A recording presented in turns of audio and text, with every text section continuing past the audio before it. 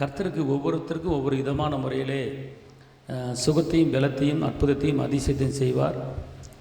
அதனால் உங்களை வெட்கப்படுத்துறதுக்கு கர்த்தர் முயற்சி பண்ண மாட்டார். உங்களை தலையாக்குறதுக்கு, உங்களை மேலாக்குறதுக்கு மட்டும்தான் கர்த்தர் முயற்சி பண்ணுவார். அன்பார்ந்தவர்களே, மோசையை கர்த்தர் அழைக்கும்போது மோசை என்ன சொல்கிறார்? வரமாட்டேங்கிறார். நான் திக்குவாயும் மந்தனாவுமா இருக்கிறேன் அப்படிங்கிறார். அப்போ கர்த்தர் அப்படியா திக்குவாயாக இருக்கேன், மந்தனாவாக இருக்கையா, கவலைப்படாத, உன் திக்குவாய் மாறுவதாக, உன் மந்த நாவு மாறுவதாக, உனக்கு பரிபூர்ண சுகத்தை கொடுக்குறேன் அப்படின்னு சொல்லி தேவன் மோசைக்கு அந்த நேரத்தில் ஒரு சுகத்தை கொடுத்துருக்கலாம்ல. அந்த திக்குவாயோட அந்த மந்த நாவோட தான் என்ன செய்கிறார்? எகிப்துக்கு அனுப்புகிறார். நான் உனக்கு வாயாக நான் உனக்கு என்ன செய்ய போகிறேன்? ஆரோனை வைக்கிறேன், உனக்கு துணையாக ஆள் இருப்பாங்க, நீ போ, துணிந்து போ அப்படிங்கிறார். செங்கடலை பிளந்த கூட அவர் திக்குவாயை சரி பண்ணலாம்ல? சொல்லுங்கள் பார்ப்போம். அந்த அதோடு தான் என்ன செய்கிறார்? அற்புதம் பண்ணுறாரு, அதோடு தான் அதிசயம் பண்ணுறார். பவுல் கச்சையில் உருவி தூக்கி போடும்போது அநேக பலவீனங்கள் மாறுது, சுகத்தை பெற்றுக்கொள்கிறாங்க, அதிசயங்கள் அற்புதம் நடக்குது. ஆனால் பவுல் கையினால் அவ்வளோ அற்புதம் பண்ண கர்த்தர், பவுலுக்கு ஒரு சரீரத்தில் ஒரு பலவீனம் இருந்துச்சு. அந்த பலவீனத்துக்கு அவர் ஜெபிக்கிறார். ஆனால் கர்த்தர் என்ன பதில் கொடுக்குறார் தெரியுமா? உன் பலவீனத்தில் என் பலன் பூரணமாக இருக்கிறது. உடனே பலவீனத்தை நிப்பாட்டுறேன், பலவீனம் போ, இனிமேல் உனக்கு பலவீனம் வராது அப்படின்னு அவர் பதில் சொல்லலை. உன் பலவீனத்தில் என் பலன் பூர்ணமா. அந்த பலவீனத்தோடு தான் அற்புதங்களை செய்து கொண்டு வருகிறார், சுவிசேஷம் அறிவித்து கொண்டு வருகிறார், சபைகளை நிறுவி கொண்டு வருகிறார். ஆனால் அந்த பலவீனம் நமக்கு என்ன செய்யாது? ஒன்றும் செய்யாது. அதே போல் தான் இன்றைக்கி நம்முடைய வாழ்க்கையில் ஏதோ ஒரு முள், ஏதோ ஒரு அவமானம், ஏதோ ஒரு பிரச்சனை நம்ம குடும்பத்துக்குள்ளே இருந்து கொண்டே இருக்கும். ஆனால் அது ஒரு பக்கம் இருந்தாலும் கர்த்தர் உனக்கு சில நன்மைகளை செய்து கொண்டே வர்றாரு, உங்களுக்கு தெரியாது. ஒரு நெருக்கத்தின் வழியில் போவீங்க, ஆனால் இன்னொரு பக்கம் ஒரு விசாலமான வழியை கர்த்தர் ஒன்று திறந்து விட்டுக்கிட்டே இருப்பார். ஒரு துக்கத்தின் வழியில் போவீங்க, ஆனால் இன்னொரு பக்கம் ஒரு சந்தோஷத்தின் வழியை திறந்து விட்டுக்கிட்டே இருப்பார், உங்களுக்கு தெரியாது. ஏன்னு கேட்டால் அவர் சொல்கிறார், பலவன் யாவரும் பலவான் என்று சொல்வானாங்க. ஏன்னு கேட்டால் அது இல்லைன்னா இதை சரி பண்ண முடியாது. அந்த துக்கத்து மத்தியில் உன்னுடைய விசுவாசத்தை பார்க்குறாரு, அந்த வேதனை மத்தியில் உன் நம்பிக்கையை பார்க்குறாரு. உன் வேதனை மத்தியில் உன்னுடைய வாயின் வார்த்தை எப்படி இருக்கிறது, உன் ஆவி எப்படி செயல்படுகிறது, உன் ஆத்துமா எப்படி செயல்படுகிறது, எதை யோசிக்கிறாய், எதை சிந்திக்கிறாய், நீ மரணத்துக்கு என்றான காரியத்தை சிந்திக்கிறாயா, வெற்றிக்குறான காரியத்தை சிந்திக்கிறாயா அப்படிங்கிறத அறிந்து டெஸ்ட் பண்ணி ஒரு பக்கம் உனக்கு வழியை உண்டாக்கிட்டே இருக்கிறார். சும்மா அள்ளி கொடுத்துட மாட்டார். நம்முடைய வழிகளை பார்க்குறார், வழிகளை கண்ணோக்கமாக இருக்கிறார். நம்ம எதை யோசிக்கிறோம், எதை சிந்திக்கிறோம், எதை பேசுகிறோம், நன்மைகள் செய்கிறோமா, தேவனுக்கு விரோதமான காரியத்தை செய்கிறோமா அப்படிங்கிற பார்க்குறாரு. அதுதான் ஒரு வழியில் நம்ம குடும்பத்தில் ஏதாவது ஒரு காரியத்தில் ஒரு பிரச்சனை இருக்கும், ஒரு வேதனை இருக்கும், சரியான ஒரு வேலை இருக்காது, நிரந்தரமான ஒரு வருமானம் இருக்காது. ஆனால் இந்த பக்கம் பார்த்தா பிள்ளைகளை பீஸை கட்டியிருப்போம், வீட்டு வாடகை கொடுத்துருப்போம், லோனை கட்டியிருப்போம், அதெல்லாம் சரியாக நடந்துகிட்டே வரும். ஆனால் இந்த பக்கம் பார்த்தா வேலை இல்லை, பணம் இல்லை, கை செலவு இல்லை, வேலை இல்லை, கஷ்டமாக இருக்குது. ஆனால் இன்னொரு பக்கம் பார்த்தா நீ வேலை இல்லாமல் இருந்தாலும், வருமானம் இல்லாமல் இருந்தாலும், உனக்கு கர்த்தர் செய்ய வேண்டிய காரியத்தை சரியான நேரத்தில் அது எல்லாம் சரியாக செஞ்சு உன் குடும்பத்தை நடத்தி கொண்டு இருக்க என்பதை மறந்து விடாது. அவர் அழுக விட்டு வேடிக்கை பார்க்குற தெய்வம் அல்ல, அவர் சோதித்து அறிகிற தெய்வம், சோதித்து அறிகிற தெய்வம்.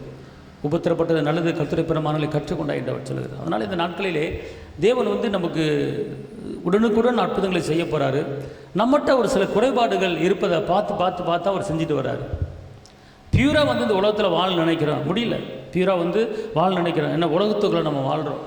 இந்த உலகத்தில் எப்படி வாழ்கிறையோ, நீ எப்படிப்பட்ட ஒரு வாழ்க்கை வாழ்கிற, எப்படிப்பட்ட செய்கிற நடக்கிற, எப்படிப்பட்ட வார்த்தையை பேசுகிற, எப்படிப்பட்ட யோசனையை யோசிக்கிற, எதை குறித்து சிந்திக்கிற, கர்த்தர் நம்ம சிந்தனையை நல்லா அறிகிறார். அவர் இதயத்தின் நினைவுகளையும் தோற்றங்களையும் அறிகிற கர்த்தர். வெளியுள்ள மனிதனுக்கு தெரியாது நம்ம எதை யோசிக்க, எதை சிந்திக்கிறேன்னு. ஆனால் கர்த்தருக்கு தெரியும் நீ எதை யோசிக்கிற, எதை சிந்திக்கிறேன்னு. அவர் இதயத்தின் நினைவுகளின் அறிந்து தான் நம்ம குடும்பத்துக்கு அற்புதம் செய்வார். நம்ம இதயத்தில் எப்படி இப்போ ஒன்று இருக்கார், ஒரு கல்யாணம் முடிஞ்ச கணவன் ஹஸ்பண்ட் ஒய்ஃப் இருக்கிறாங்க, அப்போ வந்து குடும்பம் நடத்திக்கிட்டு இருக்கிறாங்க.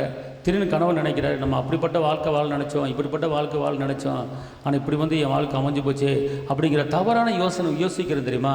அங்கே தான் கர்த்தர் வந்து உனக்கு வரக்கூடிய ஆசீர்வாதத்தை நிப்பாட்டிடுவார். ஓ, யோசனை சரியில்லை, நான் இணைச்ச குடும்பம், நான் கொடுத்த என் பிள்ளை, அப்போ இதை குறித்து ஏன்டா வந்தா, ஏன்டா இவ்வளோ நம்ம கட்டிக்கிட்டோம் அப்படி தவறான யோசிக்கிறது தெரியுமா? அப்போ அந்த நேரத்தில் வந்து நான் வந்து உன்னை ஆசிர்விக்க முடியாது, யோசனை சரியில்லை. நான் கொடுத்த ஆசீர்வாதத்தை, நான் கொடுத்த பலனை நீ என்ன செய்கிற, மறுக்கிற. அப்போ நீ அதில் கவனமாக இருக்கணும் அப்படிங்கிறார். நம்முடைய யோசனை எப்படி இருக்கிறது, அதை தான் கர்த்தர் செய்வார். நம்முடைய சிந்தனை எப்படி இருக்கிறது, கர்த்தர் செய்வார். வாக்குத்தத்தங்களை சிந்திக்கிறாயா, நஷ்டத்தை சிந்திக்கிறாயா? இப்போ மரியாள்கிட்ட வந்து கபிரியேல் தூதர் சொல்கிறாரு, நீ ஒரு குமாரனை பெற போகிறா, இயேசுவின் பேரிடுவா அப்படின்னு சொல்கிறாரு. சொல்லும்போது மரியாள் வந்து எப்படி ஆகுமோ, அவமானம் வரப்போகுது, பிரச்சனை வரப்போகுது, வேதனை வரப்போகுதுன்னு யோசிக்கல. இந்த வார்த்தையை குறித்து அவள் சிந்தித்து கொண்டிருந்தாள் என்று வேதம் சொல்லுகிறது. கபிரியேல் தூதர் சொன்ன அந்த கர்த்தரிடத்திலிருந்து வந்த அந்த வார்த்தையை குறித்து யோசனை பண்ணிக்கிட்டு இருந்தாங்க. இது எப்படி நடக்க போகுது, எப்படி நடக்க போகுது, எப்படி இயேசு வருவா அப்படிலாம் நினைக்கிறாங்க. சிந்திக்கணும். அப்போ அந்த சிந்தனைகளை அறிந்து தான் நம்முடைய வாழ்க்கையில் அற்புதம் நடக்கும் பார்த்துக்கணும். அப்போ இந்த நாட்களில் வந்து கசப்புகளையோ வெறுப்புகளையோ நம்ம உள்ளத்தில் என்ன செய்யக்கூடாது, வைக்கக்கூடாது. அப்போ அற்புதங்களை பெற்றுக்கொள்வதற்கு தேவ பிள்ளையை வந்து விழக்கூடாது. சில காரியங்களை விழுந்துருவோம், வார்த்தையில் விழுந்துருவோம், விசுவாசத்தில் விழுந்துருவோம், நம்பிக்கையில் விழுந்துருவோம். விசுவாசம் ஒன்று இருக்கா, நம்பிக்கை இருக்கா பார்ப்பாரு. ரோமர் 14:23 விசுவாசத்தில் வராத யாவும் பாவம் என்று சொல்லப்பட்டிருக்கிறது. அப்போ இப்படிப்பட்ட பாவத்தை பண்ணும்போது இயேசப்பா அற்புதம் செய்ய முடியாது. ரிச்சிக்க விடாதபடிக்கு என் கை குறுகி போகும்போது கேட்கக்கூடாது செய்யும் மந்தமல்ல உங்கள் பாவங்களை எனக்கு உங்களுக்கு நடுவாக பிரிவினை உண்டாக்குன்னு சொல்லப்பட்டிருக்கிறது. அப்படி என்றால் நாம் நம்முடைய ஆவியில், நம்முடைய ஆத்மாவில், சரீரத்தில் நம்ம எப்படிப்பட்ட ஒரு வாழ்க்கையில் இருக்கிறோம், உண்மையாக இருக்கிறோமா, உத்தமமாக இருக்கிறோமா, பரிசுத்தமாக இருக்கிறோமா, கற்பனை கட்டளை கீழ்ப்படுகிறோமா, குடும்பத்தில் எப்படிப்பட்ட காரியத்தை பேசுகிறோம், சந்தேகத்தின் வார்த்தையை பேசுகிறோமா, நம்பிக்கையின் வார்த்தையை பேசுகிறோமா, அவிசுவாசின் வார்த்தையை பேசுகிறோமா, அடுத்தவர்களுக்கு இடல் உண்டாகிற வார்த்தையை பேசுகிறோமா, அடுத்தவர்கள் வேதனைப்படும்படி பேசுகிறோமா, அடுத்தவர்கள் கண்ணீர் வடிக்கும்படி பேசுகிறோமா, நான் பேசுகிற பேச்சு அடுத்தவர்களுக்கு ஒரு வேதனை உண்டாக்குதா அப்படிங்கிறத நீங்கள் உங்களை சோதித்து அறிந்து நீங்கள் என்ன செய்யணும், உங்களை அறிந்து கொள்ள வேண்டும். உங்கள் இதயத்தை நீங்கள் சோதித்து பார்க்க வேண்டும். என் வாழ்க்கை எப்படிப்பட்ட வாழ்க்கையாக இருக்கிறது. ஆவி ஆத்மா சரீரத்தை காத்து தான் நம்ம வந்து இயேசுவிடம் கேட்கணும். நம்ம ஜெபிச்சுட்டு போயிடுறோம், துதிச்சுட்டு போயிடுறோம். ஆனால் நம்ம இருதயம் எப்படிப்பட்ட இதயத்திலிருந்து நம்ம ஜெபிக்கிறோம்.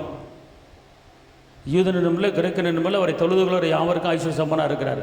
ஆனால் தொழுது கொள்ளும் போது நம்முடைய ஆவி எப்படி இருக்கிறது, நம்ம ஆத்மா எப்படி இருக்கிறது, பகை இருக்கிறதா, கசப்பு இருக்கிறதா, வெறுப்பு இருக்கிறதா, சந்தேகம் இருக்கிறதா, விசுவாசம் இருக்கிறதா, துரோக பேச்சு இருக்கிறதா என்பதை அறிந்து நாம் ஜெபிக்கும் போது கர்த்தர் அந்த வார்த்தைகளை செவி கொடுப்பார். இப்போ அப்படி இருந்தும் எவ்வளோதான் போதனை பேசினாலும் இன்றைக்கி ரட்சிக்கப்பட்டவர்கள், ஞானஸ்நானம் எடுத்தவர்கள் டக்குன்னு விழுந்து போயிடுறாங்க. ஏதோ ஒரு சூழ்நிலையில் விழுந்து போயிடுறாங்க, பார்த்துக்கொள்ள ஏதோ ஒரு சூழ்நிலையில் நெருக்கப்பட்டு போயிடுறாங்க. அப்போ இன்றைக்கி நாம் கீழே விழாதபடி, நம்முடைய இதயத்தில் ஆவியில் ஆத்துமாவில் விழாதபடி நம்ம என்ன செய்யணும், நம்மளை தற்காத்து பாதுகாத்து தான் நம்ம ஜெபிக்கணும். ஜெபம் ஒரு பக்கம் ஓடிக்கிட்டு இருக்கு, ஆனால் இங்கே ஒரு பக்கம் மனது வேறு பக்கம் போய்கிட்டு இருக்கும். அப்படி இருக்கக்கூடாது. முழு இருதயத்தோடும் முழு பலத்தோடும் என்னை தேடுவாயில் என்னை கண்டடைவாய் அப்படிங்கிறார். ஒரு வசனத்தை வாசிப்போம். நீதிமொழிகள் 10:8. இருதயத்தில் ஞானமுள்ளவன் கட்டளைகளை ஏற்றுக்கொள்கிறான், அலப்புகிற மூடனோ விழுவான். இப்போ கவனிங்க, இன்னைக்கு நம்ம வந்து கர்த்தருக்குள்ள வந்துட்டு விழுந்துடுறோம். அப்போ தேவ பிள்ளையில் விழ வைக்கக்கூடிய காரியம் என்ன? தேவ பிள்ளைகள் ஏன் விழுந்து போயிடுறாங்க? தேவ பிள்ளை ஏன் ஜெபத்தில் உறுதியாக நிற்க முடியல? தேவ பிள்ளை ஏன் சபையில் ஒழுங்காக நிற்க முடியல? தேவ பிள்ளையை வந்து துதியிலையும் வேத வசனத்துலையும் ஏன் உறுதியாக நிற்க முடியல?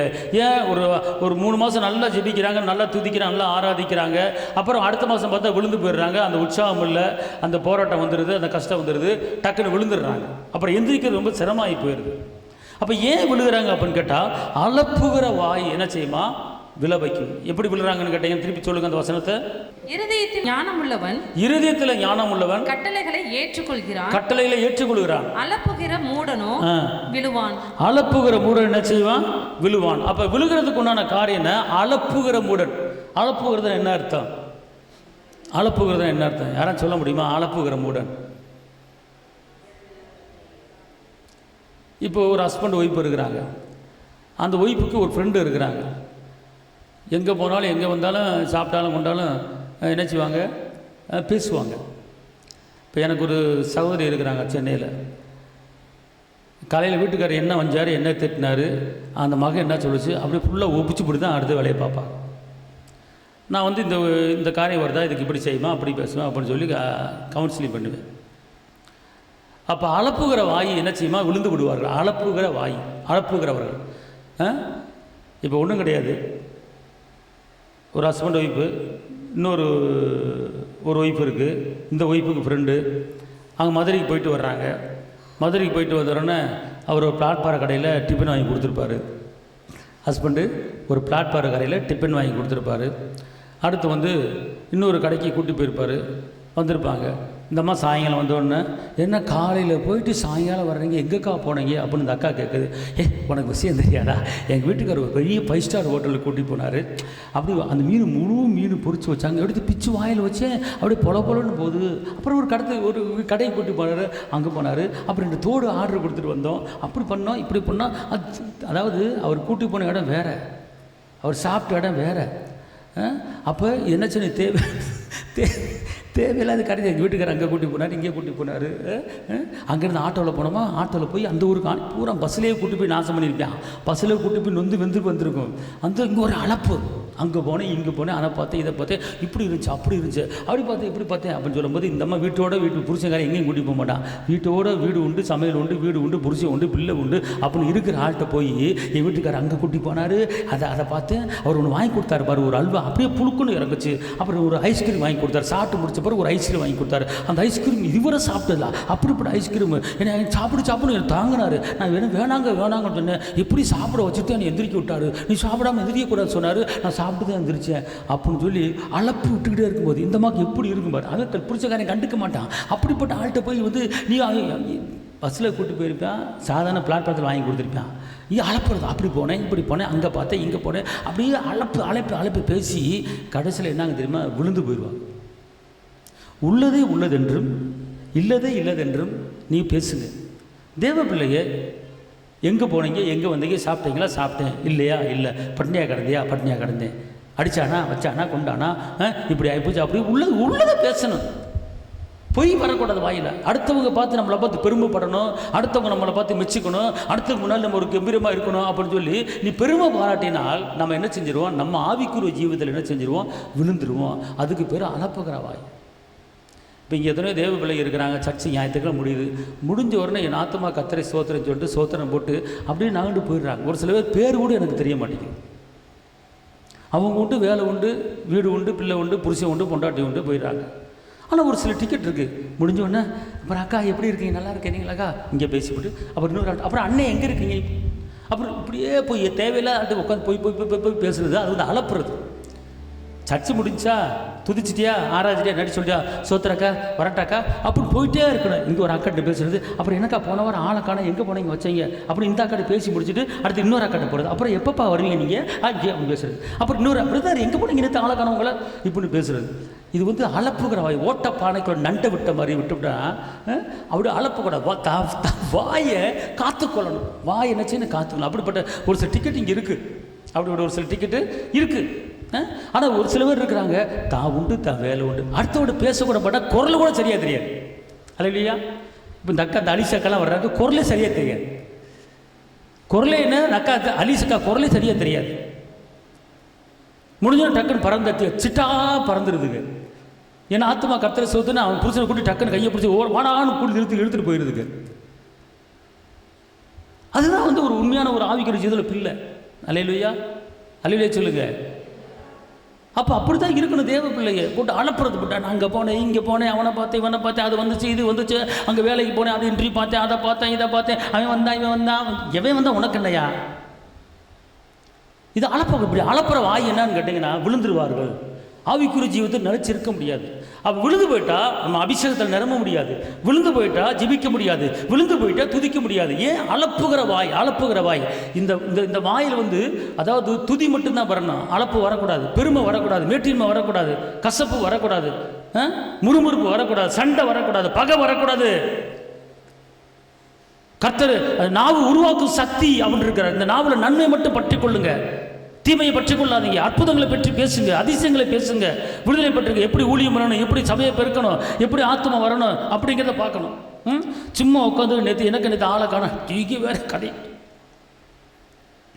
நேற்று எங்கள் மாமனார் அங்கே போயிட்டாரு, நான் அடுப்பில் வச்சு நான் அப்புறம் டிவியை பார்த்துக்கிட்டு இருந்தேன், சுண்டக்களை வேக போட்டு சுண்டக்களை தீஞ்சு போச்சு. அப்புறம் என்ன பண்ணேன், அப்புறம் சுண்டக்களை நான் எடுத்து திருப்பி ஊற வச்சு கழுவிட்டு அப்புறம் திருப்பி வச்சேன், அப்புறம் திருப்பி வச்சு விட்டு. இதெல்லாம் தேவையா? இதெல்லாம் அளப்புற பேச்சு தேவையாது. நீ சுண்டக்களை வச்சானா வைக்க இங்கே வந்த வேலை என்ன? அவை வந்து நொந்துமை அந்த நூலாக போயிட்டு கிடைக்கும். நீ சுண்டக்களை வேக வச்சேன்னா வேக வைக்கிறேன்னா அளவு குட்டிச்ச வர போனேன். அதை வந்து இங்கே வந்து சொல்லணுமா? சுண்டக்களை வேக வச்சேன், அடுப்பில் வச்சேன், தண்ணியை ஊற்றுனேன், அதை பண்ணேன், இதை பண்ணேன், அப்படி பண்ணேன், வறுத்தேன், எடுத்தேன், கடுகு போட்டேன், தாளித்தேன், அது எல்லாம் தெரிஞ்சு வச்சுருந்தானே. இதை தாளித்தேன், கடுகை போட்டேன், வச்சேன், ஆடச்சோட்டியை வச்சேன், அடுப்பை வச்சேன். இதெல்லாம் விட்ட பேச்சு, அளப்புகிற பேச்சு. கர்த்தர் உங்கள்கிட்ட இருக்கிறார், பயப்படாதீங்க, பெரிய காரியம் உங்களை அடக்க போகுது, கர்த்தர் பெரிய மாற்றம் செய்ய போகிறார். அப்படி பேசிப்பார். வந்தது போனது, அந்த பொண்ணு நூது போனது, அங்கே வேலைக்கு போனேன்னா அங்கே வேலைக்கு போனேன், எனக்கு முன்னால் அங்கே வேலை பார்த்தவர் அங்கே இருந்தார், அவர் பார்த்து வாங்கன்னு சொன்னார், அவர் என்னை பார்த்து சிரிச்சார், டீ குடிக்க சொன்னார், டீ குடித்தேன், வேலை கிடச்சின்னு நினச்சேன், கடைசியில் போயிட்டு அடுத்த வாரம்னு சொல்லிட்டான், அப்புறம் வரட்டா? இதுக்கா தேவையா? இப்படி தேவையில்லாத வீண் வார்த்தைகள், குடும்பத்தில் நடக்கிற காரியம், வந்த காரியம், போன காரியம் எல்லாத்தையும் வந்து அளப்பக்கூடாது. இப்படி ஓயாமல் டெய்லி அளந்து பேசிக்கிட்டு வெட்டி பேச்சு, வீண் பேச்சு, சண்டை பேச்சு, பகை பேச்சு, துரோக பேச்சு, முறுமுறுப்பு பேச்சு, இதெல்லாம் வந்து பேசி நிற்கக்கூடாது. ஒரு ஆட்ட பேச்சுரா சோதனை சிஸ்டர் நல்லா இருக்கீங்களா வரது அப்படி போயிட்டே இருக்கணும், அளப்பக்கூடாது. அப்படி அளப்புற ஆளை பார்த்தீங்கன்னா ஏக்கா நேரம் இல்லை வரட்டா அப்படின்னு போயிட்டே இருக்கணும். அளப்புற ஆள் உங்களுக்கு தெரியுது வச்சுக்கொள்ளுங்க, அந்த அளப்புற ஆளோட உறவு வச்சிங்கன்னு வச்சுக்கொள்ளுங்க, உங்களுக்கு அந்த அளப்புகிற ஆவி வந்துடும். அல்லேலூயா சொல்லுங்க. அதனால் அளப்புகிற வாய் என்னைக்குனாலும் கீழே விழுந்துரும் ஐயா. அல்லேலூயா. அளப்புகிற வாய் என்னைக்கு நினைச்சியும் கீழே விழுந்துடும். அதனால் நீங்கள் போகிற இடத்துல, வர்ற இடத்துல, வேலை பார்க்குற இடத்துல நீட்டாக என்னென்ன என்ன சாப்பிட்டேன், எனக்கு நேற்று ஆளை காணா, இங்கே போயிட்டு அவளை முடிஞ்சு போச்சு, இங்கே போனேன்னா வந்தேன்னா இருந்தேன்னா உட்காந்தேன்னா போச்சு, இதெல்லாம் விழாவாடியாக கேட்டாங்களா? இதில் உனக்கு எனர்ஜி வேஸ்ட் ஆகுது, இந்த எனர்ஜி வேஸ்ட் ஆகுது, மூச்சு வேஸ்ட் ஆகுது, பேச்சு வேஸ்ட் ஆகுது, உன் சத்தம் வேஸ்ட் ஆகுது, உன் எச்சி வேஸ்ட் ஆகுது, உன் இறுதியில் வந்து லப்பு டப்பு வேஸ்ட்டாக போகுது. அந்த நேரத்தில் நீ வந்து ஹல்லேலூயா அப்படின்னா அதில் உனக்குள்ள ஒரு வல்லமை கடந்து வந்துடும், உனக்குள்ள மகிமை கடந்து வந்துடும். அளப்ப நிப்பாட்டி இப்படி கர்த்தருக்கு வாயை திறந்து பாரு, மனதுக்குள்ள கர்த்தரை யோசித்து பாரு. அதுதான் தேவ பிள்ளைகள் செய்யக்கூடிய காரியம். இதனால அளப்புகிற வாய் என்ன செஞ்சிருமா? என்ன செய்வாங்க? விழுந்து விடுவார்கள். அதனால் அளப்புகிற பேச்சு என்ன செய்யக்கூடாது? இருக்கக்கூடாது. உங்கள் வாயை திறந்தீங்கன்னா அற்புதங்கள் பேச்சு வரணும், உங்கள் வாயை திறந்தீங்கன்னா அதிசயமான பேச்சு வரணும், உங்கள் வாயை திறந்தீங்கன்னா வாக்குத்தத்த வசனங்கள் வரணும், உங்கள் வாயை திறந்தீங்கன்னா வெற்றியான காரியம் வரும். அதுதான் நீங்கள் வந்து நிலைச்சி நிற்கக்கூடிய ஒரு காரியம். அளப்புகிற பேச்சு, வீண் பேச்சு, பெருமை பேச்சு, வெட்டி பேச்சு, ஊர் பேச்சு, உலக பேச்சு, முறுமுறுக்கிற பேச்சு, அவன் அங்கே போனா இங்கே போனா, இவன் இந்த சேலை கட்டி வந்த, இந்த தோடு போட்டு வந்த, நகையை போட்டு வந்தா, போன வாரம் நகையை போட்டு இந்த வாரம் நகையை அடை வச்சுட்டாலோ எப்படி தெரியும்? அடை வச்ச வைக்கலன்னு போன வாரம் இந்த செயினை போட்டு வந்தா, இந்த வாரம் செயினை காணா, கவரிங்கை போட்டு வந்திருக்கிறா, ஒருவர் அடை வச்சிருப்பாளோ, இருக்குன்னு நினைக்கிறேன், எனக்கா இருக்கோ இல்லையோ உன் வேலையை பார்த்துட்டு போத்தா அப்படின்னு ஒதுங்கிடணும். அளப்புகிற பேச்சு என்ன செய்யக்கூடாது? இருக்கக்கூடாது. ஆமென். அல்லேலூயா. அல்லேலூயா சொல்லுங்க. எனக்கு நேற்று அண்ணன் வந்து ஒரு சூப்பர் சட்டை போட்டு வந்தாரு, அண்ணன் சட்டை அப்படி அழகா இருந்துச்சுக்கா. நீ பார்க்கணும், ஏன் நம்ம புருஷனை பற்றி இவன் பேசுகிறா, சரி வரேன் அப்படின்னு கலந்து போயிடும், அப்படியே அவளுக்கு லிங்க் வைக்கக்கூடாது. அளப்பு ஒரு வெட்டி அளப்பு.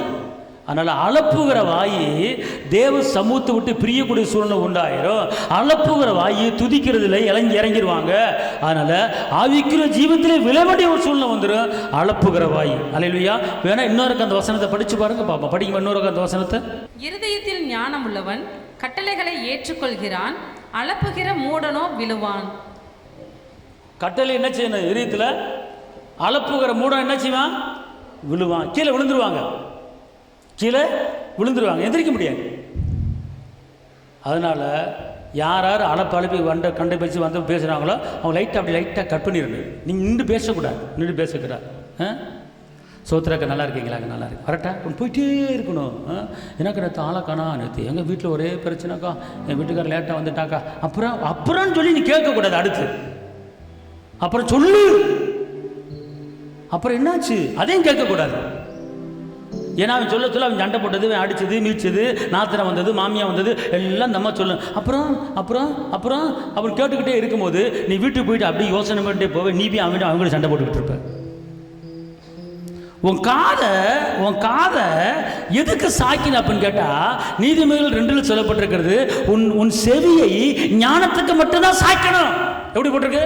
நீதிமொழிகள் 2 என் மகனே, என் மகனே, நீ உன் செவியை ஞானத்திற்கு சாய்த்து. நீ உன் செவி எதுக்கு சாய்க்கணும்? ஞானத்துக்கு, அன்புக்கு, இரக்கத்துக்கு, தயவுக்கு, இரக்கத்துக்கு, வாக்கு தத்தங்களுக்கு மட்டும்தான் உன் காதை என்ன செய்யணும்? சாச்சு. அப்புறம் சொல்லுக்கா சொல்லுக்கா சொல்லுக்கா, வெட்டி பேச்சு, வீண் பேச்சு, சண்டை பேச்சு, இதுக்கெல்லாம் சொல்லுக்கா சொல்லுக்கா சொல்லுக்கா, காதை அறுத்துடணும். அந்த மாதிரி காது செவிடா போவதாக. அதனால காதை வந்து எதுக்கு சாய்க்கணுமா? ஞானத்துக்கு சாய்க்கணும். ஆமென். எல்லாம் சொல்லுங்க, என் காதை ஞானத்துக்கு மட்டும்தான் கேட்பேன். அல்லேலூயா. இன்னொரு வசனத்தை வாசிங்க, நீதிமொழிகள் 17:20. மாறுபாடான இருதயம் உள்ளவன் நன்மையை கண்டடைவதில்லை, புரட்டு நாவுள்ளவன் தீமையில் விழுவான். இதுல 2 பாயிண்ட் இருக்கு. திருப்பி சொல்லுங்க, நாவு. திருப்பி சொல்லுங்க, வாசிங்க பார்ப்போம். மாறுபாடான இருதயம் உள்ளவன். மாறுபாடான இருதயம், அதாவது இருதயத்தில் வந்து மாறுபாடு இருக்கக்கூடாது. இருதயத்தில் வந்து மேட்டுக்கும் பள்ளத்துக்கும் போவோமா போக வேணாமா, இருப்போமா இருப்போமா, அடிப்போமா அடிக்க வேணாமா, மிதிப்போமா மிதிக்க வேணாமா, சாப்பிடுமா சாப்பிட வேணாமா, இப்படி மாறுபாடான இருதயம் நமக்குள்ள என்ன செய்யக்கூடாது? இருக்கக்கூடாது. அடுத்து புரட்டு நாவுள்ளவன். புரட்டு நாவுள்ளவன் தீமையில் விழுவான். எதில் விழுவானா? புரட்டு நாவு. புரட்டி புரட்டி பேசுறது, புரட்டி புரட்டி பேசுறது தெரியுமா? புரட்டி புரட்டி பேசுறது. ஏக்கா நாளைக்கு வந்துடுறேன், ஏக்கா வேணாக்கா வர முடியாதுக்கா, சரி வந்துடுறேன் வந்துடுறேன் வந்துடுறேன் வந்துடுறேன். அவர் எப்படி இருக்கீங்க? வரணும்னு தோணுது, அப்புறம் வேணான்னு தோணுது, இருக்கணும்னு தோணுது, இருக்க வேணாம் தோணுது, ஒரு ஸ்டெடி மைண்டே இல்லை. அதுக்கு பேர் புரட்டு நாவு. அல்லேலூயா. இந்த இதயம் வந்து மாறுபாடு இருக்கக்கூடாது. இதயத்தில் வந்து குழப்பம் இருக்கக்கூடாது. இதயத்துக்குள்ள இதயத்தில் ஒரே அமர்ந்த தண்ணீரண்டை இருக்கிறது போல உங்கள் இறுதி என்ன செய்யணும்? தெளிந்த நீருடைய உங்கள் இறுதி என்ன செய்யணும்? இருக்கணும். குழப்பத்துக்கு இடம் கொடுக்கக்கூடாது. மாறுபாடான நாவு என்ன செய்யும்? தீமையை தீமையில் விழுவான். எதில் விழுவான்? தீமையில் எதுக்கு விழுகிறான்? கஷ்டத்தில் எதுக்கு விழுகிறான்? நஷ்டத்தில் எதுக்கு விழுகிறான்? தீமையில் விழக்கூடாது. கவனமாக இருக்கணும். மாறுபாடுள்ள நாவுக்கு நம்ம மாறுபாடாக இருக்கக்கூடாது. கவனமாக இருக்கணும். பார்த்துக்கணும். அதில் வந்து நம்ம போகும்போது வரும்போது பேசுகிற ஆள்கிட்ட பழகிற ஆள்கிட்ட ரொம்ப கவனமாக இருக்கணும். பார்த்துக்கணும். மாறுபாடான நாவு பல தீமையில விளை வைக்கும். எதை பேசணும் எதை பேசக்கூடாது, நாவு உருவாக்கு சக்தி. மாறுபாடை மட்டும் உங்கள் வாயை திறந்து பேசுகிறாதீங்க. நஷ்டமான பேச்சு உங்கள் வாயில் பேசுகிறாதீங்க. அவிவிசுவாசன பேச உங்கள் வாயில் பேசுகிறாதீங்க. நம்பிக்கை இல்லாத வார்த்தை வாயில் பேசுகிறாதீங்க. விசுவாசத்தை பற்றி பேசுங்க, நம்பிக்கையை பற்றி பேசுங்க, இரட்சகரை பற்றி பேசுங்க. மாறுபாடாக பேசக்கூடாது. வாக்கு தத்தங்களுக்கு மாறுபாடாக பேசிடக்கூடாது. வாக்கு தத்தங்களுக்கு எதிராக பேசிடக்கூடாது. அது வந்து உங்களுடைய ஆவிக்குரிய ஜீவ வளர்ச்சியதில் உங்கள் ஜெபத்துக்கு பதில் வந்து வர்றது வந்து தடையாய் போயிடும். பார்த்துக்கொள்ளுங்க. கர்த்தர் எல்லாத்தையும் பார்க்குறாரு, அறிஞ்சுதான் செய்வார் எல்லாத்தையும். ஆமென். அல்லேலூயா. எரேமியா 50:32. இடும்புள்ளவன் இடறி விழுவான், அவனை எடுத்து நிறுத்துவார் இல்லை. நான் அவனுடைய பட்டணங்களில் அக்கினியை கொளுத்துவேன், அது அவன் சுற்றுப்புறத்தார் எல்லாரையும் பட்சிக்கும். அவன் மேல அக்கினியை போட வந்தா அந்த அக்கினி யார் மேல பத்திக்கும்? இந்த காரியம் யாருக்கு நடக்கு தெரியுமா? எப்படி போட்டிருக்கு? இடுப்பு உள்ளவன். அப்போ இடுப்பு உள்ளவன் அப்படின்னா என்ன அர்த்தம் கேட்டீங்கன்னா, இடுப்பு உள்ளவனா இருமாப்பு உள்ளவன். இடுப்பு உள்ளவன் என்ன அர்த்தம்? இருமாப்பு. இருமாப்பு இருமாப்பு உள்ளவன்ட்ட வந்து நான் சொன்னது தான், நான் வச்சது தான். வானா வா, போனா போ, உன் பேச்சில் நான் கேட்க மாட்டேன், நான் பிடிவாதம் பண்ணு தான், கரெக்டாக இருக்கணும் அப்படின்னு சொல்லி ஒரு இருமாப்பா பேசுகிறாள். அந்த இருமாப்பா பேசுகிறாள் கண்டிப்பாக என்ன செஞ்சிருவாங்க? விழுந்துருவார்கள். இருமாப்பு இருக்கக்கூடாது. பேச்சில் வந்து ஒரு தாழ்மை இருக்கணும், பேச்சில் வந்து ஒரு அன்பு இருக்கணும், பேச்சில் வந்து ஒரு சமாதானம் இருக்கணும், பேச்சில் வந்து இறக்கம் இருக்கணும், பேச்சில் வந்து ஒரு தாழ்மை இருக்கணும். அப்படிப்பட்டவர்கள் நிலைச்சி நிற்பாங்க. ஆனால் இங்கே வசனம் என்ன சொல்லுது? இடுப்பு உள்ளவன் என்ன செய்வானா? இடுப்புள்ளவன் இடறி விழுவான், அவனை எடுத்து நிறுத்துவார் இல்லை. அவனை தூக்கி நிப்பாட்ட முடியாது. தப்ப தெரியாம பேசிட்டு வச்சுட்டு அவனை தூக்கி, கவலைப்படாதப்பா, அவனை தூக்கி நிப்பாட்டுறதுக்கு ஆள் இருக்காது. நான் அவனுடைய பட்டணங்களில் அக்கினியை கொளுத்துவேன். அவன் வாழ்ற இடத்துல, அவன் வாழ்ற வீட்டுல அக்கினியை போடுவேன். அவன் மேல அக்கினி போட்டாரு. ஆனா அவன் மேல அக்கினி விழுந்தனால பக்கத்துல இருக்க அத்தனை பேத்துக்கு என்ன செய்யுது? பற்றி எரிகிறது. இடுப்பு இருமாப்பு உள்ளவன். உங்கள் குடும்பத்தில் யாராவது இருமாப்பா இருக்கிறாங்களா பாருங்கள். இருமாப்பா இருக்கிறவங்க வாழ்க்கையில் வந்து கர்த்தர் வந்து விளைவிச்சிருவார். நல்ல ஜெபிக்கிற ஆளாக இருப்பாங்க, நல்ல துதிக்கிற ஆளாக இருப்பாங்க. இன்னொரு பக்கம் இருமாப்பா இருப்பாங்க. நான் தான் மேற்றுமையோட பெருமை இருமாப்பா இருப்பாங்க. நான் அங்கெல்லாம் வரமாட்டேன், தெரியுதா, நான் அவன் கூடலாம் பேச மாட்டேன், நான் எப்படிப்பட்ட ஆளு அப்படின்னு ஒருத்தன் சொன்னான்னா அவன் இருமாப்பா இருக்குன்னு அர்த்தம். ஒரு பணிவு இருக்கணும், தாழ்மை இருக்கணும். சரி நல்லா இருந்தான், சரி நல்லா இருக்கட்டும், ஆண்டவர் ஆஸ்வதிக்கிட்டோம், மன்னிப்போம். 7 தடவை இல்லை 70 தடவை மன்னிக்க சொல்லியிருக்கிறாரு. அவன் வந்து மன்னிக்காட்டால் நம்ம மன்னிப்போம் அப்படின்னு சொல்லி ஒரு தாழ்மை, ஒரு இரக்கம், ஒரு தயவு இருக்கணும். நம்ம எந்திரிச்சு நின்றுடலாம். ஆனால் இருமாப்பா இங்கே ஒரு பக்கம் ஜெபிச்சுக்கிட்டு இருப்பீங்க, ஆனால் இருமாப்பு இருக்கும். அவங்களாம் எந்திரிக்க முடியாது. இருமாப்புங்கிற எண்ணங்கள் நினைவுகள் நம்ம உள்ளத்தில் இருக்கக்கூடாது. நம்ம நம்ம நம்ம நம்ம பகைச்சா கூட நம்ம இருமாப்பாக இருக்கக்கூடாது. பகைக்கு நம்ம என்ன செய்யக்கூடாது, துணை போகக்கூடாது. அதனால் இருமாப்பு நமக்கு என்ன செய்யக்கூடாது, இருக்கக்கூடாது. ஓசியா 5:5. இஸ்ரவேலின் அகந்தை அவர்கள் முகத்துக்கு முன்பாக சாட்சியிடுகிறது. ஆகையால் இஸ்ரவேலும் எப்ராயிமும் தங்கள் அக்கிரமத்தினால் இடருண்டு விழுவார்கள். அக்கிரமத்தினால் இடருண்டு நினைச்சுவாங்க, விழுவார்கள். அவர்களுடைய யூதாவும் இடருண்டு விழுவான். யூதானா யாரு? யூதானா யாரு? நம்ம தான். நம்மளாம் இடறி விழுவதுக்கு நிறைய சான்ஸ் இருக்குது தெரியுமா? ரட்சிக்கப்பட்டாலும் மீட்கப்பட்டாலும் நம்ம இடறி விழுவது நிறைய சான்ஸ் இருக்குது. யூதா கூட விழுவான்னு சொல்லப்பட்டிருக்கு. அப்போனா விழுகிறதுக்கு என்ன காரணம் அப்படின்னு கேட்டீங்கன்னா இப்படி போட்டிருக்கு, திரும்பி வாசிங்க. அகந்தை அவர்கள் முகத்துக்கு முன்பாக சாட்சியிடுகிறது. ஆகையால் இஸ்ரவேலும் எப்ராயிமும் தங்கள் அக்கிரமத்தினால் இடருண்டு விழுவார்கள். அக்கிரமத்தினால இடருண்டு என்ன செய்வாங்க, விழுவார்கள். அக்கிரம சிந்தை, அக்கிரம சிந்தை, அக்கிரம எண்ணங்கள், அக்கிரம நினைவுகள். இவன் வாழக்கூடாது, இவன் இருக்கக்கூடாது, இவன் சாகணும், அவன் ஒண்ணுமில்லாம ஆகணும் அப்படிங்கிற நினைவுகள் வருதா, அதுக்கு பேர் அக்கிரம சிந்தை. அப்போ அந்த அக்கிரம சிந்தை நம்ம விழுவதுக்கு உண்டான ஒரு காரணம். நம்ம எந்திரிக்க முடியாது. தன்னை நேசிப்பது போல் பிறர் நேசி அப்படிங்கிறார். அவன் அக்கிரமம் பண்ணால் அது அவன் பாடு, கர்த்தர் பாடு. நம்ம வந்து அவனுக்கு வந்து நியாயம் தீர்க்க நம்ம யார்? அவன் அக்கிரமம் செஞ்சுட்டான், கண்டிப்பாக விழுவான் பாரு அப்படின்னு சொல்லி நம்ம வந்து நியாயம் தீர்க்கக்கூடாது. அக்கிரமம் செஞ்சு என்ன செய்வான், விழுவான். அதனால் அக்கிரம சிந்தை, அக்கிரம எண்ணங்கள், அக்கிரம நினைவுகள் நமக்கு கிடைச்ச, நம்ம என்ன விதைக்கிறோமோ, எதை யோசிக்கிறோமோ அது நமக்கே வரும், அது நமக்கே வரும். அதனால் எக்காரணத்தை கொண்டும் தவறான சிந்தைகள், தவறான எண்ணங்கள், தவறான நினைவுகள் நம்முடைய உள்ளத்தில் என்ன செய்யக்கூடாது, வரக்கூடாது. நீதிமொழிகள் 28:14. எப்பொழுதும் பயந்திருக்கிறவன் பாக்கியவான், எப்போதும் பயந்திருக்கிறவன் பாக்கியவான். தன் இருதயத்தை கடினப்படுத்துகிறவனோ தீங்கில் விழுவான். தன் இருதயத்தை கடினப்படுத்துகிறவனோ தீங்கில் விழுவான். இதயத்தை வந்து கடினம்னா கல்லாய்க்கிறது. இருதயத்தை பூவாக வைக்கணும், சாந்தமாக வைக்கணும், அன்பாக வைக்கணும். அது கட்டிட்டு வைக்கிறது, நான் இப்படித்தான், நான் இப்படித்தான் அப்படின்னு சொல்லி கல் மாதிரி வச்சுக்கிறது. அந்த இறுதியை வந்து கடினம் நம்மக்கிட்ட இருக்கிற இறுதியை வந்து நம்ம இதயத்தை பார்த்தா அப்படியே பூவாக இருக்கணும், பார்த்துக்கொள்ளுங்க, சாந்தமாக இருக்கணும். கல் மாதிரி வைக்கக்கூடாது இதயத்தை. இதயத்தை எப்போது நீங்கள் என்ன செய்யணும், லூசாக தான் வச்சிருக்கணும். சரிங்களா? அடுத்தபடியாக நீதிமொழி 28:10. உத்தமர்களை மோசப்படுத்தி பொல்லாத வழியிலே நடத்துகிறவன் தான் வெட்டின குழியில் தானே விழுவான். தான் வெட்டின குழியிலே தானே விழுவான். அதாவது உத்தமனை மோசப்படுத்தி, ஒரு நல்லவனை ஒரு கெட்டவனை, இப்போ எத்தனை பேர் வேலை வாங்கி தரேன்னு சொல்லி பணத்தை கொடுத்து ஏமாத்துறாங்க, பணத்தை வாங்கிட்டு ஓடிடுறாங்க, அவன் மோசம் பண்ணுறான். உனக்கு அந்த வேலை வாங்கி தரேன், இந்த வேலை வாங்கி தரேன்னு சொல்லி பணத்தை ஏமாற்றி வாங்குறாங்க, நல்லவன்ட்ட வாங்குறாங்க, அவன் நம்பி கொடுக்குறான், நகையை அடவிச்சு கொடுக்குறான், கடைசியில் அவன் ஊரை விட்டு ஓடிடுறான். அப்போ உத்தமட்ட என்ன செய்கிறான், தவறு பண்ணுறான். ஆனால் இவர்கள் வந்து வாழ்க்கையில் நினச்சி சந்தோஷமாக சமாதானமாக வாழ முடியாது. உத்தமர்களை நம்ம மோசம் பண்ணக்கூடாது. துர்மார்க்க நாஸ்தி நீதிமானுக்கு வருவதாக, அது வேற. ஆனால் உத்தமமாக நடக்கிறவர்கள், கர்த்தருக்கு பயந்து கர்த்தர் வழி நடக்கிறவர்கள், கர்த்தரை சேவிக்கிறவர்கள் வாழ்க்கையில் உத்தமனா யோக்கியனா இருக்கிற வாழ்க்கையில் நம்ம பணத்தை மோசம் பண்ணக்கூடாது. நம்ம என்ன செய்யணும், அதில் உத்தமமாக நடக்கணும். திருப்பி இந்த வசனத்தை படிங்க. உத்தமர்களை மோசப்படுத்தி, உத்தமர்களை நியாயமா இருக்கிறவர்களை மோசப்படுத்தி பொல்லாத வழியிலே நடத்துகிறவன் தான் வெட்டின குழியில் தானே விழுவான். அதாவது இன்னைக்கு நிறைய பேர் என்ன பண்றாங்கன்னா, நடத்துகிற விதம் வந்து அன்பான வழியில் நடத்த மாட்டாங்க, சமாதான வழியில் நடத்த மாட்டாங்க. உண்மையில் மனிதன் பரிபூர்ண ஆசீர்வாதங்களை பெற்றுக்கொள்ளன்னு சொல்லப்பட்டிருக்கிறது. தவறான வழியை போதிப்பாங்க. இப்படி போனால் சம்பாதிக்கலாம், அப்படி போனால் சம்பாதிக்கலாம், இப்படி போட எடுத்துடலாம். அதில் ஒரு உண்மை இல்லாமல், நேர்மை இல்லாமல் தவறான வழியில் போதிக்கிறது வீணா பள்ளத்துக்குள்ளே விழுகிற மாதிரி ஆகிப்போம். அதனால் நம்ம தவறான வழியில் என்ன செய்யக்கூடாது, நடக்கக்கூடாது. நீதிமொழிகள் 16:18. அழிவுக்கு முன்னானது அகந்தை, அழிவுக்கு முன்னானது அகந்தை, விடுதலுக்கு முன்னானது மனமேட்டிமை. விழுவதுக்கு முன்னால் மேட்டின்மை. கர்த்தர் வந்து பெருமைக்கு என்ன செய்கிறாரு, எதுக்கிறார், தாழ்மைக்கு கிருபை அளிக்கிறார். மனமேட்டின்மை, மேட்டின்மை, பெருமை இருக்கக்கூடாது. நமக்குள்ள உயர்ந்தவனும் கிடையாது, தாழ்ந்தவனும் கிடையாது.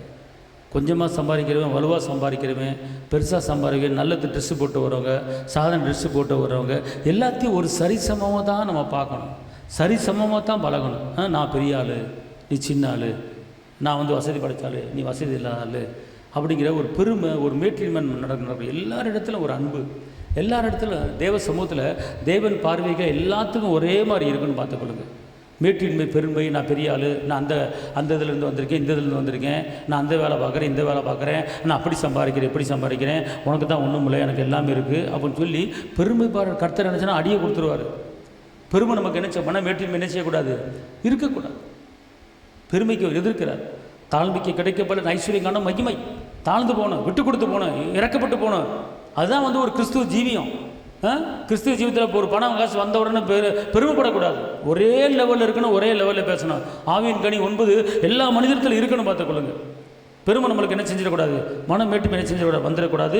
நீதிமொழிகள் 11:28 தன் ஐஸ்வர்யத்தை நம்புகிறவன் விழுவான், தன் ஐஸ்வர்யத்தை நம்புகிறவன் விழுவான், நீதிமான்களோ துளிரை போல தலைப்பார்கள். நீதிமான்களோ துளிரை போல தலைப்பார்கள். அதாவது இன்னைக்கு நீங்கள் வந்து ஒரு வீடு வச்சுருக்கிறீங்களா, நீங்கள் ஒரு நகை வச்சுருக்கிறீங்களா, கர்த்தருக்கு மகிமை செலுத்துங்க. டக்குன்னு இந்த நகை இருக்குது, நான் என் பிள்ளையை கட்டி கொடுத்துருவேன். இந்த வீடு இருக்குது, எனக்கு கவலை, என் பிள்ளை நல்லா இருக்கும் அப்படின்னா நீ அந்த வீட்டை நம்புகிற, உன் நகையை நம்புகிற, உன் ஐஸ்வர்யத்தை நம்புகிற, நீ அவரை மட்டும்தான் நம்பணும். உனக்கு வீட்டை கர்த்தர் கொடுத்துருக்கிறாரு, நகை கர்த்தர் கொடுத்துருக்கிறாரு, சொத்து சுகத்தை கர்த்தர் கொடுத்துருக்கிறாரு. அப்போ எனக்கு இந்த நகை இருக்குது, இந்த வீடு இருக்குது, எனக்கு போதும் அப்படின்னு சொல்லக்கூடாது. நீ அவரை தான் சொல்லணும். கர்த்தர் இருக்கிறாரு, யெகோவா ஈரே. அப்போ எப்படி போட்டிருக்கு இந்த வசனத்தை, ஐஸ்வர்யத்தை நம்புகிறவன், தன் ஐஸ்வர்யத்தை நம்புகிறவன், தன் ஐஸ்வர்யத்தையும் தன் வீட்டையும் தன் சொத்தையும் தன் நகையை நம்புகிறவன் விழுவான். நீதிமான்களோ துளிரை போல தலைப்பார், வளர்ந்துக்கிட்டே போவாங்க. இப்படி ஐஸ்வர்யத்தை நம்புறவனும் வீட்டை நம்புறவனும் வளர முடியாது, எந்திரிக்க முடியாது. அதே லெவலில் தான் இருப்பான். ஒரு வீடுனா ஒரு வீட்டில் தான் இருப்பான். 10 பவுன் வச்சுருக்கானா 10 பவுன் தான் இருப்பான், அதுக்கு மேலே போக முடியாது. ஆனால் எல்லா மகிமையும் எல்லா கனமும் ஏசப்பா கணச்சு கொடுக்கணும். நீதிமான் நீங்கள் நீதிமான்.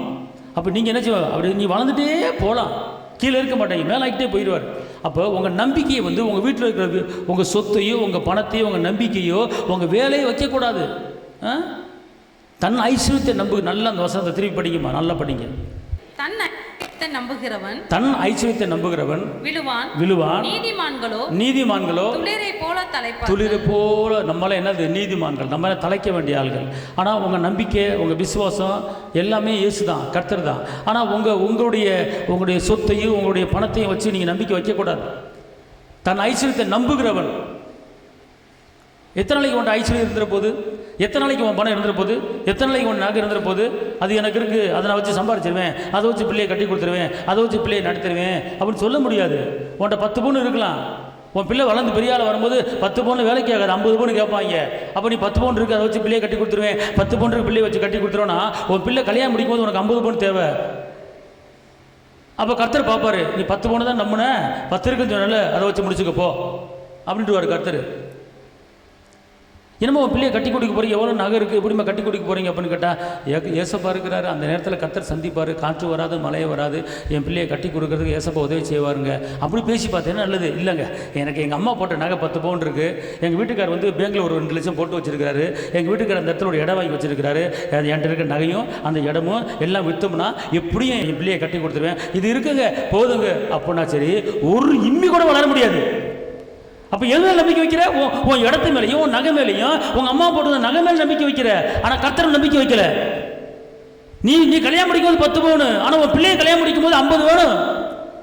அந்த இடத்துல 50 வருமா, முடியாது. அப்போ பேச்சில் கவனமாக இருக்கணும், வார்த்தையில் கவனமாக இருக்கணும், நம்பிக்கை அவர் மேலே வச்சு பேசணும். விசுவாசத்தை என் பிள்ளை கர்த்தரால் போதிக்கப்பட்டிருக்கும் அப்படின்னு வந்து பிள்ளையை கர்த்தர்கிட்ட ஒப்பு கொடுக்கணும். என் பிள்ளையை வந்து திரும்ப வாழ வயதை பெற்றுக்கொள்வார்கள், என் பிள்ளையை கர்த்தரை பார்த்துக்கொள்வார், என் பிள்ளை எதிர்காலம் நல்லா இருக்கும், நான் என் பிள்ளைகளை சமானத்தை பார்ப்பேன் அப்படிங்கிற உங்கள் பிள்ளைகளையும் கர்த்தரையும் சார்ந்து தான் நீங்கள் வாக்குத்தத்தை கொடுத்து பேச வேண்டுமே தவிர, நீங்கள் வந்து என் பிள்ளை படித்த படிப்பு இருக்குது, என் பிள்ளைக்கு ஒரு வேலை கிடைச்சா அது பாட்டு பொழைச்சிக்கும், உன் பிள்ளைக்கு வேலை கிடைச்சா அது பாட்டு பொழைச்சிக்கும். வேலை கிடைக்கணும்ல, வேலையை கிடைக்க வைக்கிறது அவர்ல. நான் பிள்ளையை நல்லா படிக்க வச்சுட்டு என் பிள்ளைக்கு நல்லா வேலை கிடைச்சிட்டு அது பாட்டு பொழைச்சிட்டு போடும். எப்படி பொழைக்கும்? அவர் பொழைக்க வைக்கணும்னு எப்படி பொழைக்க வைக்க முடியும்? அவர் பாதுகாப்பு கொடுக்க எப்படி பாதுகாப்பு கொடுக்க முடியும்? அவர் வேலையை வாங்கி தர எப்படி வேலை கிடைக்கும்? என் பிள்ளை படிச்சிருச்சு, ஏசப்பா நல்ல ஒரு வேலையை வாங்கி கொடுத்தாருன்னா பெரிய அற்புதமாக என் பிள்ளை வாழ்ந்துடும், கர்த்தரை செய்வார், என் பிள்ளை வாழ்ந்துடும். அப்படி பேசணும், அப்படி சொல்லணும். உங்கள் பிள்ளைகளையும் கர்த்தரை ஒப்பிட்டு பேசி பழகணும். அப்போ அவர் பார்ப்பாரு, என் பிள்ளை என்ன நம்பி இருக்கிறது, என் பிள்ளையை கைவிட மாட்டேன். உன் சொந்த புயத்தில் உன் சொந்த சக்தியில் நான் தான் எல்லாமே நான் தான் அப்படின்னு நமக்குள்ள பெருமையும் மனைமட்டியும் வச்சு பிள்ளையை பேசக்கூடாது. என் பிள்ளைகள் கர்த்தரால் போதிக்கப்பட்டிருப்பார்கள். என் பிள்ளை கர்த்தர் நடத்துவார். என் சந்ததி ஒளிவு மர கண்டது போல கர்த்தர் வளர வைப்பார். எனக்கு கர்த்தர் இருக்கிறார், யெகோவா ஈரே எல்லாம் பாதுகாத்து கொள்வார். எனக்கு எங்கள் அம்மா அப்பா இருந்தாங்க, வீடு கொடுத்தாங்க. இப்போ எனக்கு அம்மா அப்பா இல்லை, ஆனால் இப்போ நான் வாழ்கிறது, இப்போ நான் நடக்கிறது, இப்போ நான் சாப்பிட்றது கர்த்தர். அதே போல் எனக்கு பின்னால் என் பிள்ளைகளை கர்த்தர் நடத்துவார், என் பிள்ளைகளை கர்த்தர் ஏந்துவார், என் பிள்ளைகளை கர்த்தர் தாங்குவார், என் பிள்ளைகள் கர்த்தரால் போதிக்கப்பட்டு என் பிள்ளைகள் கர்த்தர் ஆலோசனை நடப்பார்கள், என் பிள்ளைகள் மலம் இருக்க பட்டணங்களை ஓய்ந்திருப்பார்கள், அவர்கள் செய்கிற காரியம் வாய்க்கும், என் பிள்ளைகள் கர்த்தர் பார்த்துக் கொள்வார், யெகோவா ஈரே அப்படிங்கிற வார்த்தை உங்கள் வாயில் புறப்பட்டு வர வேண்டும். தவிர உங்கள் ஐஸ்வர்யத்தையும் உங்கள் பணத்தையும் உங்கள் நகையும் உங்கள் வீட்டையும் நம்பி உங்கள் பிள்ளையை ஒப்பிட்டு பேசக்கூடாது. ஒரு படி முன்னேற முடியாது. உங்களுடைய சொத்தை நம்பாதீங்க, உங்கள் வீட்டை நம்பாதீங்க, உங்கள் சக்தியை நம்பாதீங்க, உங்கள் படிப்பை நம்பாதீங்க. கர்த்தரை நம்புங்க. எல்லாமே அவர் கொடுத்தது. அவர் வாழ வைக்கலன்னா வாழ முடியாது, அவர் படிக்க வைக்கலன்னா படிக்க வைக்க முடியாது, அவர் ஜீவனை கொடுக்கலன்னா நம்ம நடக்க முடியாது, அவர் கண்ணை கொடுக்கலன்னா பார்க்க முடியாது. எல்லாமே அவர் தான். அவர் ஐஸ்வர்யத்துக்கு சம்பாதிக்கணும்னா பலனை கர்த்தர் கொடுப்பார். அப்படிதான் வசனம் இருக்கிறது. அவர் ஐஸ்வர்யத்தை சம்பாதிக்கிறதுக்கு உண்டான பலனை கர்த்தர் கொடுப்பார்னு சொல்லி தான் வசனம் இருக்கிறது. அப்போ நீங்கள் என்ன செய்யணும்? கர்த்தர் எனக்கும் என் பிள்ளைகளுக்கும் ஐஸ்வர்யத்தை பணத்தை சம்பாதிக்கிறதுக்கு உண்டான பலனை கர்த்தர் எனக்கு கொடுப்பாரு அப்படின்னு பேசுங்கன்னா அங்கே மகிமையும் கணத்தையும் உயர்வையும் என் தகப்பன் ராஜாவுக்கு நீங்கள் செலுத்துறீங்க. அப்போ நான் இது இருக்குது, எனக்கு இது இருக்குது, யோசனை சமாளிச்சிடும். அப்படின்னா நீங்கள் அவரை ஓரம் கட்டிட்டு உங்களை நீங்கள் பெருமைப்படுத்தி பேசுறீங்க. உங்களுடைய சொத்தை நீங்கள் நம்பிக்கை வைக்கிறீங்க. அந்த சொத்து ஒரு படி ஏறாது மேலே, அதோட ஸ்டாப்பு. வார்த்தை கவனம், சிந்த கவனம், என்ன கவனம், நினைவு கவனம், எல்லாத்துலேயும் கவனமாக பேசணும், எல்லாத்துலேயும் கவனமாக யோசிக்கணும். அப்படி இருக்கும்போது தான் நம்ம குடும்பம், நம்ம பிள்ளைய வாழ்ந்திருப்பார்கள். நம்ம பிள்ளை எப்படி திரும்ப வாழ போகிறாங்க? நீங்கள் அடிக்கடி சொல்லணும். ஏசியாவில் அந்த வசனம் இருக்குது, நாங்களும் என் பிள்ளைகளும் இஸ்ரவேலில் அற்புதங்களாகவும் அடையாளங்களாகவும் இருக்கிறோம். மட்டும் இந்த வசனத்தை டெய்லி சொன்னீங்கன்னா உங்கள் பிள்ளைய வாழ்க்கையில் ஒரு குறை இருக்காதுங்க. உங்கள் பிள்ளைய வாழ்க்கை எல்லா வாக்கு தத்துவங்களும் பிள்ளைகள் நடக்கும். வாசிமா, நானும் கர்த்தர் எனக்கு கொடுத்த பிள்ளைகளும் சீயோன் பர்வதத்தில் இருக்கிற சேனைகளின் கர்த்தரால் இஸ்ரவேலில் அற்புதங்களாகவும் இருக்கிறோம். எல்லாம் சேர்ந்து வாசிங்க. தாய்மாரெல்லாம் சேர்ந்து வாசி. தாய்மார் பிள்ளை பெற்றவங்களாம் சேர்ந்து வாசி பார்ப்போம்.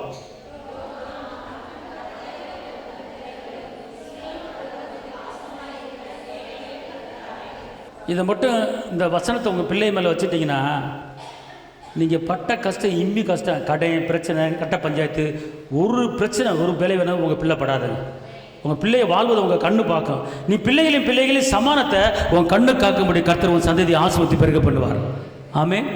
அதுதான் வாக்கு தத்துவத்தை பேசணும். அப்புறம் இது இப்போ என்ன சொல்கிறீங்க? நீங்கள் உங்கள் ஐஸ்வர்யத்தை நம்பாமல் இது இப்படி பேசுங்க. நீங்கள் அதான் வசனம் சொல்லுது, உன் ஐஸ்வர்யத்தை நம்புகிறவன். அந்த வசனம் எப்படிமா திருப்பி சொல்லுங்க பார்ப்போம். உன் ஐஸ்வர்யத்தை விழுவான். அப்போனா கர்த்தருடைய ஐஸ்வர்யத்தை நம்பி விழுவான்னு போடலை. எப்படி போட்டிருக்கு? தன் எப்படி போட்டிருக்கு? அப்போனா உன்னுடைய பணத்தையும் உன்னுடைய ஐஸ்வர்யத்தையும் நீ நம்பினேன்னா விழுந்துருவேங்கிறார். அல்லேலூயா. அதனால் கர்த்தரை நீங்கள் முன்னால் வச்சு பேசுங்க. கர்த்தரை சார்ந்து பேசுங்க. உங்களையும் உங்கள் பிள்ளைகளையும் வாக்குத்தத்தம் உங்கள் பிள்ளைய இணைச்சிருங்க. பிள்ளைகளுக்குள்ள வாக்குத்தத்தங்களை இணைச்சி பேசுங்க. உங்கள் பிள்ளைய வாழ்க்கையில் ஒரு பலவீனத்தை பார்க்க மாட்டீங்க. உங்கள் பிள்ளைய மலை மேலே இருக்கிற பட்டம்ல உயர்ந்திருப்பாங்க. ஆமென்.